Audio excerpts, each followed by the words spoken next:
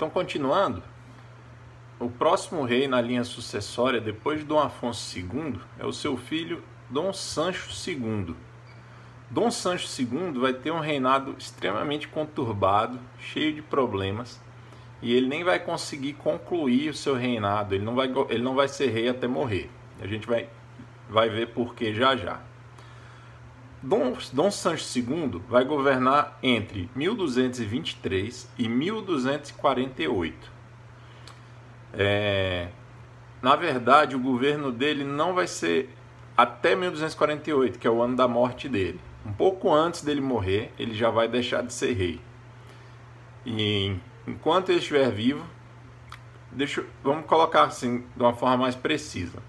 Ele vai ser rei até 1248, quando ele morre, mas ele vai perder efetivamente o poder de governar, porque alguns anos antes da morte dele, vai ser nomeado um regente para governar no lugar dele. Então ele continua sendo rei, mas sem governar, sem reger o país. Bem, mas vamos devagarinho aqui. O pai dele, o Afonso II, morreu. Quando o Dom Afonso II morre, ele tinha ainda 13 anos, aproximadamente 13 anos. E aparentemente não havia nenhum impedimento claro assim, na lei que impedisse ele de governar. Porém, se no papel não havia nenhum impedimento, na prática houve vários. Então, primeira coisa, grande parte da nobreza vai se opor e não vai reconhecer a autoridade do Dom Sancho II.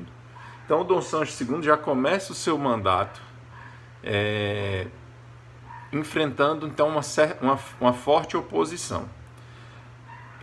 O período do governo dele, todo o período do governo dele vai ser marcado por uma desorganização, uma verdadeira anarquia social e por violência, né? Então, ele inseguro desde quando começa a governar, até por causa da idade, da inexperiência, ele vai transmitir essa imagem de pouco enérgico e mesmo depois dele alcançar a maioridade vai continuar então esse clima de desorganização durante o governo dele.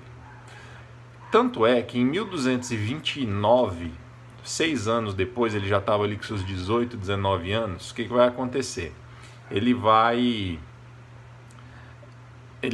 vai sofrer uma forte pressão porque as cortes vão se reunir, representantes dos nobres, do clero, dos conselhos, da família real, vão se reunir pedindo, digamos assim, que algo fosse feito em relação àquela situação de desordem.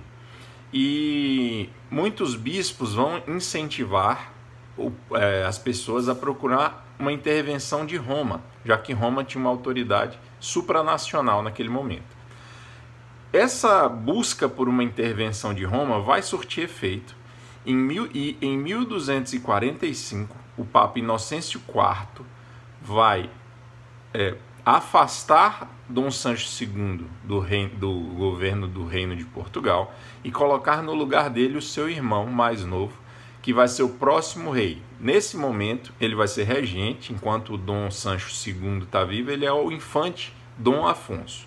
Depois da morte do Dom Sancho, ele passa a ser rei, o irmão, e passa a ser Dom Afonso III, já que tem o Dom Afonso I, que é o Dom Afonso Henriques, o Dom Afonso II, que é o pai do Dom Sancho II, e agora o irmão do Dom Sancho II, que se chamava Afonso, vai se tornar, depois da morte do Dom Sancho, o Dom Afonso III, o próximo rei da dinastia de Borgonha.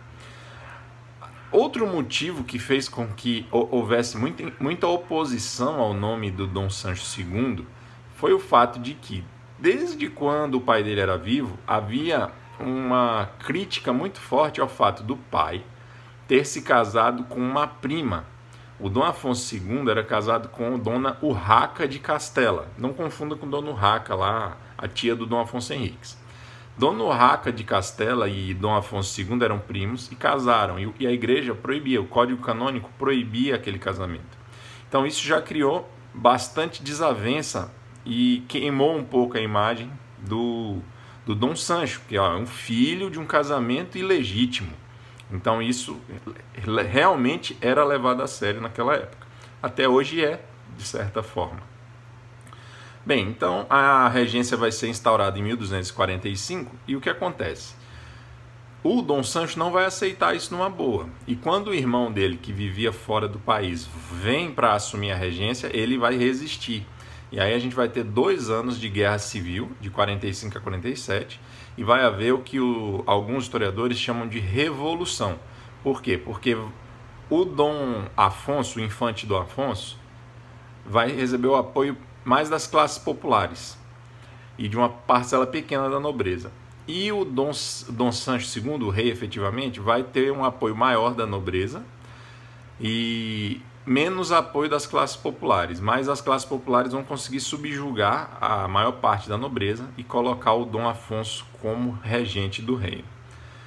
Bem, mais um detalhe é o seguinte, falando agora da Reconquista, né? Que o pano de fundo de todos esses governos, desde o primeiro até lá na frente, vai ser sempre a reconquista do território aos mouros. Então veja, uma coisa interessante, em 1232, um papa anterior a esse Inocêncio IV, ele vai estabelecer o seguinte, ele vai estabelecer para o Sancho II o seguinte: você só poderá ser excomungado, assim como foi o pai, você só poderá ser excomungado diretamente pela Santa Sé. Então, assim, controlando, digamos assim, o bispado português, que era contra o Dom Sancho II, que agora não poderiam tomar a iniciativa de excomungá-lo. E isso, com que sentido? O interesse da Santa Sé, do Vaticano, do Papa, era muito grande ali, porque Portugal era protagonista da luta contra os mouros, da luta contra o infiel.